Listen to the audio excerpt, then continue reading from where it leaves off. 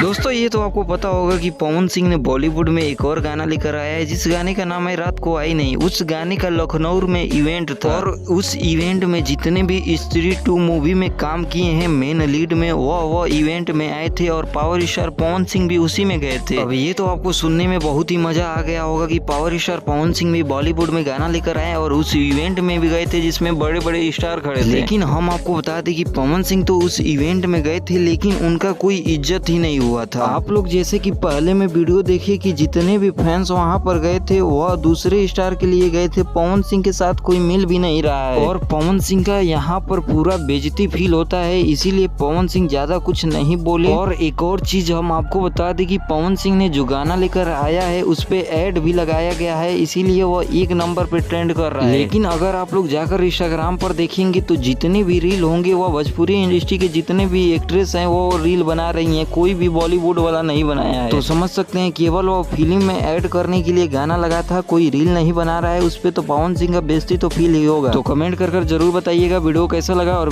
Channel को subscribe जरूर कर लीजिएगा।